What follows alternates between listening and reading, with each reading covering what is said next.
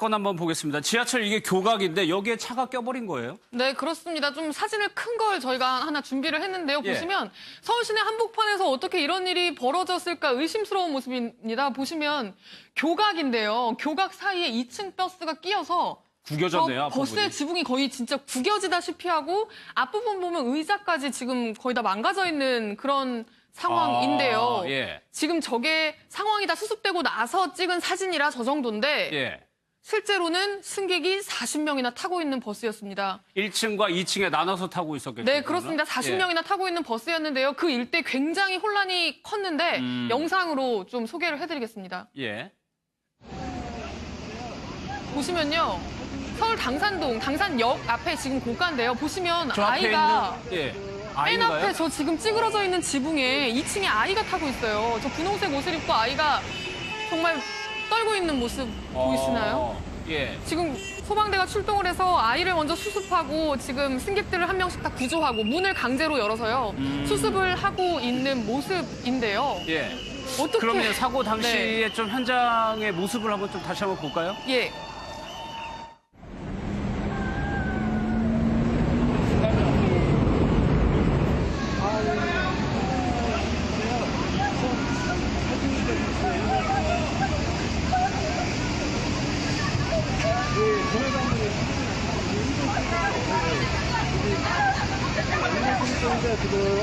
지금 앞쪽으로 있어요. 그 어린아이하고 그 엄마하고 있어요. 네, 경찰하고 당산 지금 저 예. 아이가 공포에 지금 엄마라고 지금 외치는 건데 네, 저 버스 사고가 예. 위험한 것이 이게 2층이기 때문에 아이들이 신기하니까 앞자리에 태운단 말이에요. 예, 그렇습니다. 근데 다행히 그래도 앞자리에 탔으니까 저 정도였지. 만약에 좀 중간에 있었으면 정말 낄 수도 있는 상황이었거든요. 사진을 보시면 아시겠지만 저 아이가 얼마나 놀랐을지 저도 지금 예. 보면서 너무 놀랐는데 어떻게 서울 시내 한복판에서 이런 일이 일어날 수 있는 건지 저희가 예. 좀 상황을 다시 한번 봤습니다. 지금 저희가 저 상황이 어떤 상황인지 CG로 좀 준비를 했는데요. 예. 저게 지금 교각이 공사를 하고 있어서 점점 낮아집니다. 잠깐만요. 그러니까 이 화면에서 오른쪽으로 갈수록 교각의 높이가 네, 낮아지는 그렇습니다. 그래서 2층 버스 같은 경우에는 저기 1차로, 지금 버스가 있는 곳이 1차로고요. 바로 옆에 2차로가 있고 지금 3차로가 있잖아요. 예. 지금 좌회전을 하려고 버스가 저기로 간 건데 아. 지금 보통 저기 같은 경우에는 특수한 공간이라서 저 2층 버스는 3차로에서만 좌회전을 하게 돼 있습니다. 3차로에서만 좌회전을 하게 돼 있는데 이 버스 기사가 무리하게 1차로로 가서 1차로로 진입해서 좌회전을 급하게 하려다가 예. 저 버스 지붕이 다 저렇게 구겨지는 저런 예. 어처구니 없는 사고가 일어난 건데요. 예. 어떻게 저런 왜 실수라고 해야 그랬을까요? 될까요? 예. 네, 저런 일이 일어날 수 있는 건지 저희가 경찰의 이야기를 한번 들어봤습니다. 3차로를 타야 되는데 1차로를 탔어요. 그 사람이 그 1층 버스를 하다가 그거를 해가지고 좀 착각했다더라고. 갑자기 투입되는 바람에 갑자기 2층 버스 하라고 그러니까 좀 헷갈린 것 같아요. 저는 이 해명을 보고 좀 어이가 없었는데 이게 예. 충분히 그거를 숙지를 못하고 운전기사가 운전을 했다는 얘기잖아요. 그러니까요. 버스 회사도 충분히 숙지를 안 시키고 항상 1층을 운전하던 사람한테 예. 충분히 숙지를 시키지 않고 2층 버스를 움직이게 했다는 얘기가 되는데요. 지금 승객이 40명이나 타고 있었고 예. 지금 저 사고로 인해서 지금 40명 중에 14명이 병원으로 구급차를 타고 이송이 됐고 예. 11명은 이제 스스로 병원에 갔고 나머지는 이제 크게 다친 곳이 없어서 귀가 조치가 된 상황이긴 한데 예. 정말 중상자는 없었지만 어떻게 저런 일이 일어날 수 있는지 정말 아찔합니다. 예. 그리고 저희가 정말 공교롭게 저희 취재기자가 MBN 취재기자가 딱 저 때 다른 곳으로 취재를 가기 위해서 저 장소에 있었습니다. 그래서 지금 저희 취재기자가 찍어온 영상을 보신 건데 직접 그렇군요. 자신이 예. 촬영한 영상을 보고 계신 건데 그 취재기자의 이야기가 뭐였냐면 차 안에서 타고 가고 있었는데 예. 무슨 폭발음이 들렸대요. 아, 교각이랑 버스가 예, 부딪히는 그렇습니다. 소리가. 그러니까 저게 버스가 만약에 천천히 오면서 천천히 차선을 바꾸는 상황이었으면 저렇게 구겨질 정도로 교각에 끼이지 않았겠죠. 그냥 버스가 진입하지 못했겠죠. 뭐가 예. 걸리네 하고 진입하지 못했겠죠. 그런데 그렇죠. 이게 신호를 받으려고 빠른 속도로 좌회전 신호를 가고 받으려고 있었군요. 버스가 빠른 속도로 이 운전기사는 3차로로만 가야 하는데 천장이 저렇게 낮다는 사실을 인지하지 못하고 빠른 속도로 진입을 하다가 교각과 부딪히면서 정말 쿵 정도가 아니고요. 무슨 예. 폭발하는 소리가 들렸답니다. 그래서 폭발음이 들려서 그 주변에 있던 일대의 차량들이 다 멈추고 이게 무슨 일인가 하고 밖에 내다보는 예. 그런 상황이 됐던 거고요. 예. 그랬는데 나가봤더니 아이가 저렇게 엄마 하면서 울고 있었던 그런 아주 아찔한 상황이었습니다. 그러니까 교각이 이렇게 점점 낮아지는 거를 운전자가 숙지하는 운전자가 있을 테고 없는 운전자가 있는데 없는 상황에서 지금 가다가 이제 사고가 난 거예요. 근데 이런 사고가 왕왕 일어나고 있단 말이에요? 왕왕 일어나는 정도가 아니고요. 예. 9개월 전에 예. 작년 12월인데요. 작년 12월에 똑같은 버스가 예. 똑같은 이 자리에서 자리에서 똑같은 사고를 낸 적이 있습니다. 같은 그러네요. 장소였고요. 같은 번호의 버스였습니다. 그 당시에도 똑같이 내가 1층 버스만 운전해서 착각했다. 라고 해명을 했습니다. 예. 이 얼마나 무책임한 일이 아닐 수가 없는데 당시에도 승객들이 많이 타고 있었고 당시에도 어린 아이들이 타고 있던 어린 아이들이 그렇겠죠. 화들짝 놀라서 정말 가슴을 쓸어내린 그런 사고가 있었는데요. 9개월 만에 똑같은 일이 똑같은 상황으로 반복된다는 건 정말 심각한 문제인 것 같은데 예. 지금 이 운전기사에 대해서는 경찰에서 도로교통법상 안전의무 위반으로 일단 지금 처리를 하고 있는 상황이라고 하는데 예. 저는 사실 제대로 숙지하지 않고 그리고 운전기사들을 제대로 관리하지 않은 이 버스 회사에도 굉장히 책임이 그렇죠. 클 거라고 예. 생각이 되는데 일단 버스 회사에는 책임을 물을 수 있는 무슨 방법이 없다고 합니다. 예. 그리고 이 다친 분들에 대해서는 보험회사와 이제 보험 처리를 하는 거고요. 자칫 큰 사고로 이어질 수 있는데 착각해가지고 그렇게 됐다라는 설명이 조금 이해가 안 되네요. 알았습니다. 다음 내용으로 좀 넘어가겠습니다. 김광석 씨 관련해가지고 김광석 씨 사망 사건과 관련해서 가장 핵심적인 문제가 부검 소견서의 공개 여부입니다. 이 내용을 서혜수 씨가 공개하지 않았기 때문에 의혹이 더 커진 부분이 있는데 당시에 부검위하고 통화를 했죠, 최은미 기자가? 예, 그렇습니다. 저희가 오늘 어렵게 이야기를 들을 수가 있었는데요. 굉장히 권위자입니다. 그 우리나라 국과수에서 20년 동안 법의학 전문가로 일을 했고요. 국과수라면 우리나라의 거의 굵직한 사건들을 다 도맡는 기관이거든요. 거기서 20년 동안 근무를 했고 지금 현재도 대구의 한 연구소에서 민간 사설 연구소를 차려서 대구의 수사기관이랑 굉장히 공조하면서 이제 법의학 관련된 일을 하고 있는 우리나라 굉장히 권위자 중에 한 명이라고 할 수 있는 분인데요. 예. 이런 논란이 불거지고 있는 거에 대해서 좀 너무 어이가 없다라는 황당하다라는 반응이었습니다. 시청자여러분 한번 궁금하실 텐데 직접 한번 들어보시고 예. 추가로 더 설명해드리도록 하겠습니다. 심각한 게 아니고 전혀 없습니다. 이게 왜 이러는지 모르겠어요. 하여튼 세상이 어떻게 돌아가는지. 이게 이런 상황에서 말이죠. 우리가 수사 주체가 있지 않습니까? 국가가 있는지 모르겠어요. 그 당시 다 담당했던 그런 팀들도 있고 기록도 있고 깨끗하게 나와서 정리를 좀 해줘야 될 건데 왜 이렇게 세상을 어지럽게 만드는 전혀 진짜 일말에 그런 의혹을 가질 그런 지금 그 사건이 아닙니다. 지금 이분 얘기가 좀 인상적인 게 문제가 있을 가능성이 희박한 것이 아니고 전혀 없다. 0%라는 얘기거든요. 그렇습니다. 0.00001%의 어떤 오류 가능성도 없다라고 이야기를 한 건데요. 저렇게 자신 있게 이야기할 정도면 어제 저희가 법의학 다른 전문가들의 이야기를 들었지만 목맴사 같은 경우에는 흔적이 굉장히 통일적이고 전형적이라고 이야기를 했잖아요. 그렇죠. 깨끗하다고. 예. 그런 어떤 확신에 찬 뭔가가 있기 때문에 저렇게 이야기를 하는 게 아닐까 싶은데요. 그러면서 이제 전혀 어떤 가능성도 없습니다라고 지금 2번이나 강조를 했거든요. 그러니까 부검위가 얘기하는 거는 김광석 씨의 사인이 자살이라는 얘기입니다. 예, 그렇습니다. 예. 자살이 확실하다. 어떤 오류가 있을 가능성도 어떤 의혹이 제기될 가능성도 전혀 없다. 그런데 왜 이런 주장들이 나오는지 모르겠고 이렇게 이런 주장들이 나와서 정말 전 국민적인 공분을 사면서 의혹이 일파만파 확산하고 있는데도 불구하고 당시에 수사를 했던 수사기관이 왜 이 논란을 증폭되는 논란을 해소해주지 않는지 모르겠다. 왜 수사기관이 나서지 않는지 모르겠다.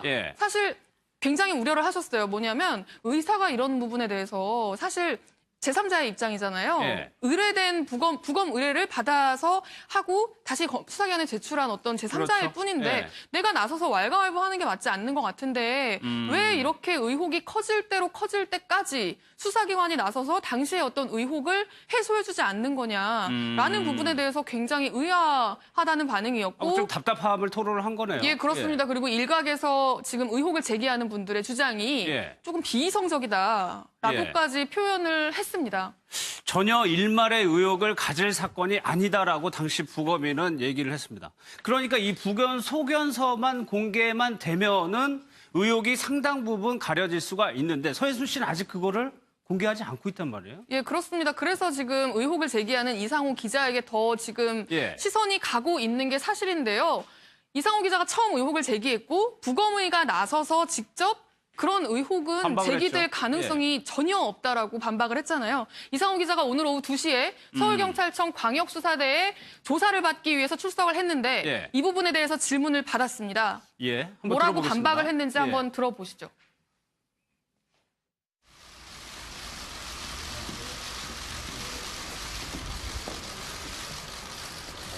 그 김광석 씨 그 부검의께서 네. 예, 그 사살 의혹 없다라고 하셨는데 네. 그 점에 대해서는 어떻게 생각하세요? 지난 20년 동안 들어온 얘기입니다. 일관되게 경찰이 한 번 자살로 이렇게 처리를 하면 그 부분을 부정하기가 되게 힘들죠. 뒤집기가 상당히 어려운데 아마 자신과 관련이 돼 있기 때문에 그렇게 주장을 하시는 것 같고 그분 판단과 달리 국민들은 진실을 알기를 원하고 있다고 생각을 합니다. 그래서 이상호 기자 얘기를 들어보면은 자신과 관련이 돼 있기 때문에 부검이가 이렇게 얘기를 한다는 건데, 글쎄 최 기자 생각은 어때요? 그러니까는 지금 이런 주장인 거죠. 당시에 수사를 했던 경찰, 예. 부검을 했던 부검의, 만약에 이 서해순 그리고 김광석 씨와 관련된 의혹이 사실로 드러날 경우에는 가장 1차적으로 책임을 물어야 될 사람들입니다. 그렇겠죠. 예. 부검한 의사는 부검을 잘못한 책임을 물어야 할 거고 국가수에서 엄연히 진행이 된 거니까요. 그리고 수사기관은 초동 수사가 잘못됐고 어떤 그런 수사 과정에서의 허술함에 대해서 질타를 받을 수밖에 없는 예. 그리고 책임을 져야 하는 어떤 그런 상황이 되는 건데요. 당연히 그러니까 이 사람들은 자살이 맞다고 서해순 씨의 주장이 옳다고 예. 인정을 해줄 수밖에 없는 상황이 아니냐. 그러니까 예. 이 사람들은 객관적인 입장에서 뭔가 이야기를 할 수 있는 사람이 아니다. 라고 지금 주장을 하고 있는 겁니다.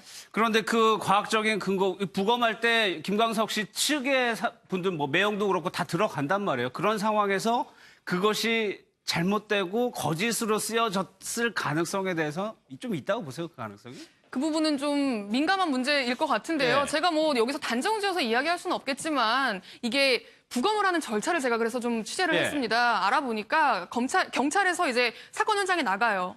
변사체가 있어요. 그러면은 이게 일단 1차적으로 병사인지, 병 때문에 사망을 했는지, 아니면 뭐 사고사인지, 네. 아니면 원인을 알 수 없는 죽음인지 확인을 합니다. 김광석 씨 같은 경우에는 원인을 알 수 없는 죽음이었겠죠. 그래서 바로 그 자리에서 법원에 영장 청구를 합니다. 어떤 네. 영장을 청구하냐면 부검 영장을 청구를 해요. 그래서 법원에서 그래 부검을 해봐라라고 허락이 떨어져야 할 수 있는 겁니다. 예. 그리고 이 법원은 그것만 정해주는 게 아니라 어디 가서 부검을 하라는 것까지 정해줍니다. 그러니까 김광석 씨는 국과수에서 진행이 됐거든요. 예. 김광석 씨는 국과수에서 진행을 하라고 법원이 명령을 내린 겁니다. 아. 명령을 내리면 그때 이제 수사기관에서 국과수에 의뢰를 하는 거고요. 예. 국과수에서 이제 그 의뢰를 받고 영장을 받고 부검을 진행을 하는 겁니다. 그런데 이 과정에서 뭔가 누군가가 경찰이 뭔가 실수를 해서 예. 경찰이 뭔가 실수를 했고 그러면 그걸 또 제3의 기관인 국과수가 눈을 감아주고 그렇죠. 뭐 서해순 씨가 뭔가 요청을 해서 예. 이 경찰과 국과수가 다 짜고 지금 뭔가를 잘못 이야기를 하고 있다. 예. 여러 가지가 맞아야 되는 거예요. 그렇죠. 이게 그 합이 얘기가 맞아야 되는 성립하려면. 건데 예. 합이 맞기가 그게 그렇게 쉬운 문제인지는 좀 생각을 해봐야 될 부분인 것 알겠습니다. 같습니다. 마지막으로요. 이 부검소견서를 서해순 씨만 가지고 있는데 부검소견서를 가족이 그냥 달라고 해서 주는 게 아니라면서요. 예, 그렇습니다. 저는 그 부분도 오늘 처음 들은 내용인데요. 예. 전 국과수 관계자에게 들은 내용인데 이게 이 국과수에서 부검을 다 진행을 하고 나면 부검 소견서, 그러니까 다른 말로 뭐 부검 감정서라고도 표현을 하는데 예. 그런 게 나오잖아요. 그럼 그 보고서를 만들어서 일단은 수사기관에 준답니다. 수사기관에 원본이 가는 거고요. 만약에 가족들 같은 경우에는 이걸 받고 싶으면 예. 그러니까 국과수에서 직접 유족들한테 어떤 것도 주지 않습니다. 예. 수사기관에만 주는 거고 수사기관에서 가족들한테 주는 경우는 가족들이 정보공개법에 의거해서 정보공개 청구를 하는 절차를 밟아야 됩니다. 아, 따로 절차가 있군요. 예, 그렇습니다. 부검을 했다고 해서 모든 수사기관에서 이거 나왔으니까 보세요라고 이렇게 주는 절차가 아니랍니다. 정보공개법에 의거해서 청구를 하고 그 청구가 받아들여질 경우에만 제공이 되는 거라고 해요. 예. 그리고 이 제공하는 그 정보공개 절차도 어떤 목적으로 이게 필요한지 부검 소견서가 필요한지에 대해서 네. 명시를 해야 된다고 합니다. 그래서 수사기관이 그 목적을 보고 이런 목적이라면 이 부검 소견서를 줘야겠다라고 판단을 했을 때만 제공을 하는 거라고 합니다. 그리고 서해순 씨뿐 아니고요. 예. 지금 김광석 씨 형 살아계시잖아요. 예. 김광석 씨 형이든 김광석 씨 어머니든 그러니까 유가족 다 같은 유가족 아닙니까? 그렇죠. 아내일 수도 있고 형일 수도 있고 어머니일 수도 있고 누구든지 제공을 요청을 하면 예. 이런 목적으로 필요하다고 경찰에 이야기를 하면 받을 수 있다고 합니다. 경찰이 허락만 해준다면. 그러니까 저희가 지금까지 알기로는 이상호 기자가 서해순 씨가 꼭 끼고 있어가지고 아무도 못 보게 하는 줄 알았는데 유족 형이나 아버지나 어머니가 신청을 하면은 사회에 맞게 발급을 해줄 수 있다는 얘기네요. 그렇죠. 만약에 누군가가 틀어막고 있다면 그거는 예. 수사기관이지 서해순 씨가 아니라는 거죠. 서해순 씨가 가지고 있는 것도 원본이 아니라 사본입니다. 예. 가지고 있다면 예. 지금 아직 공개는 안 하고 있는데 가지고 있다면 사본인 거고 원본은 수사기관이 가지고 있는 거고 이거를 누구에게 공개할 거냐 말 거냐는 원칙적으로는 수사기관이 결정하게 돼 있는 상황입니다. 어린 아이들이 타고 있던 어린 아이들이 그렇겠죠. 화들짝 놀라서 정말 가슴을 쓸어내린 그런 예. 사고가 있었는데요. 9개월 만에 똑같은 일이 똑같은 상황으로 반복된다는 건 정말 심각한 문제인 것 같은데 예. 지금 이 운전기사에 대해서는 경찰에서 도로교통법상 안전의무 위반으로 일단 지금 처리를 하고 있는 상황이라고 하는데 예. 저는 사실 제대로 숙지하지 않고 그리고 운전기사들을 제대로 관리하지 않은 이 버스 회사에도 굉장히 책임이 그렇죠. 클 거라고 예. 생각이 되는데 일단 버스 회사에는 책임을 물을 수 있는 무슨 방법이 없다고 합니다. 예. 그리고 이 다친 분들에 대해서는 보험회사와 이제 보험 처리를 하는 거고요. 자칫 큰 사고로 이어질 수 있는데 착각해가지고 그렇게 됐다라는 설명이 조금 이해가 안 되네요. 알았습니다. 다음 내용으로 좀 넘어가겠습니다. 김광석 씨 관련해가지고 김광석 씨 사망 사건과 관련해서 가장 핵심적인 문제가 부검 소견서의 공개 여부입니다. 이 내용을 서해순 씨가 공개하지 않았기 때문에 의혹이 더 커진 부분이 있는데 당시에 부검위하고 통화를 했죠, 최은미 기자가? 예, 그렇습니다. 저희가 오늘 어렵게 이야기를 들을 수가 있었는데요. 굉장히 권위자입니다. 그 우리나라 국과수에서 20년 동안 법의학 전문가로 일을 했고요. 국과수라면 우리나라의 거의 굵직한 사건들을 다 도맡는 기관이거든요. 거기서 20년 동안 근무를 했고 지금 현재도 대구의 한 연구소에서 민간 사설 연구소를 차려서 대구의 수사기관이랑 굉장히 건 한번 보겠습니다. 지하철 이게 교각인데 여기에 차가 껴버린 거예요? 네, 그렇습니다. 좀 사진을 큰 걸 저희가 하나 준비를 했는데요. 예. 보시면 서울 시내 한복판에서 어떻게 이런 일이 벌어졌을까 의심스러운 모습입니다. 보시면 교각인데요. 교각 사이에 2층 버스가 끼어서 구겨졌네요, 앞부분이. 버스의 지붕이 거의 진짜 구겨지다시피 하고 앞부분 보면 의자까지 지금 거의 다 망가져 있는 그런 상황인데요. 예. 지금 저게 상황이 다 수습되고 나서 찍은 사진이라 저 정도인데 예. 실제로는 승객이 40명이나 타고 있는 버스였습니다. 1층과 2층에 나눠서 타고 있었겠죠. 네, 그렇습니다. 40명이나 타고 있는 버스였는데요. 그 일대 굉장히 혼란이 컸는데 영상으로 좀 소개를 해드리겠습니다. 예. 보시면요. 서울 당산역 앞에 지금 고가인데요. 보시면 저 앞에 아이가 있는 예. 맨 아이인가요? 앞에 저 지금 찌그러져 있는 지붕에 2층에 아이가 타고 있어요. 저 분홍색 옷을 입고 아이가 정말 떨고 있는 모습 보이시나요? 예. 지금 소방대가 출동을 해서 아이를 먼저 수습하고 지금 승객들을 한 명씩 다 구조하고 문을 강제로 열어서요. 수습을 하고 있는 모습인데요. 예. 어떻게 그러면 사고 당시에 네. 좀 현장의 모습을 한번 좀 다시 한번 볼까요? 예.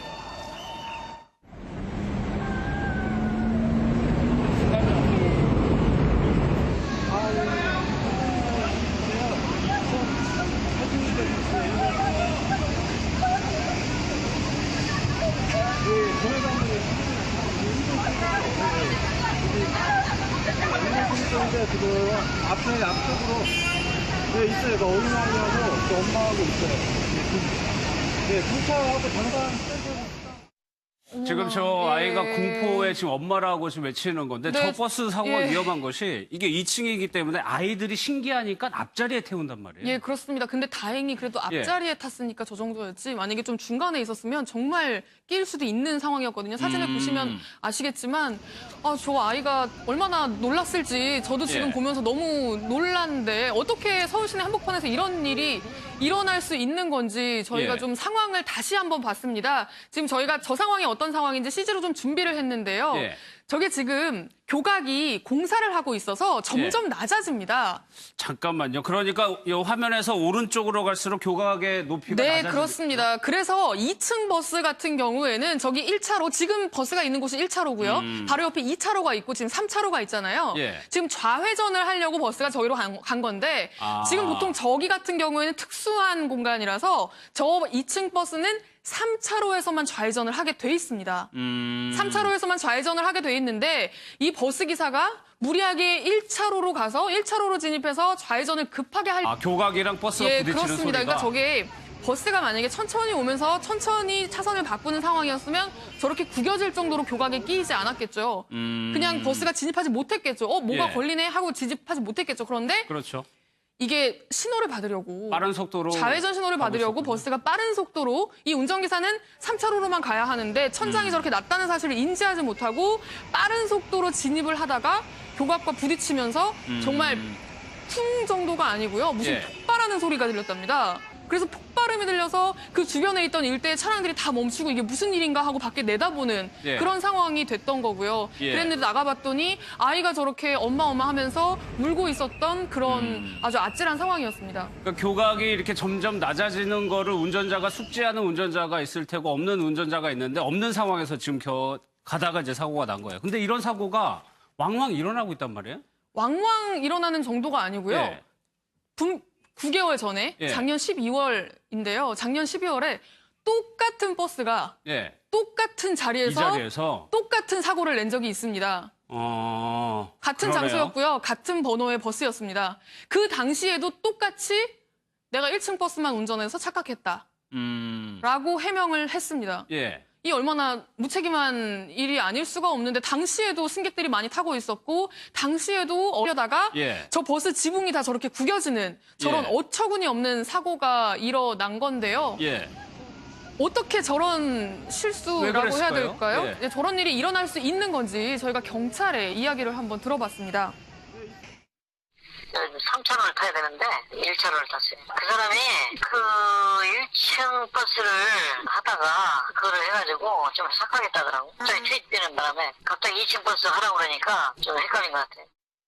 저는 이 해명을 보고 좀 어이가 없었는데 이게 예. 충분히 그거를 숙지를 못하고 운전기사가 운전을 했다는 얘기잖아요. 그러니까요. 버스 회사도 충분히 숙지를 안 시키고 항상 1층을 운전하던 사람한테 예. 충분히 숙지를 시키지 않고 2층 버스를 움직이게 했다는 얘기가 되는데요. 지금 승객이 40명이나 타고 있었고 예. 지금 저 사고로 인해서 지금 40명 중에 14명이 병원으로 구급차를 타고 이송이 됐고 예. 11명은 이제 스스로 병원에 갔고 나머지는 이제 크게 다친 곳이 없어서 귀가 조치가 된 상황이긴 한데 예. 정말 중상자는 없었지만 어떻게 저런 일이 일어날 수 있는지 정말 아찔합니다. 예. 그리고 저희가 정말 공교롭게 저희 취재기자가 MBN 취재기자가 딱 저 때 다른 곳으로 취재를 가기 위해서 저 장소에 있었습니다. 그래서 지금 저희 취재기자가 찍어온 영상을 보신 건데 직접 그렇군요. 자신이 예. 촬영한 영상을 보고 계신 건데 그 취재기자의 이야기가 뭐였냐면 차 안에서 타고 가고 있었는데 예. 무슨 폭발음이 들렸대요.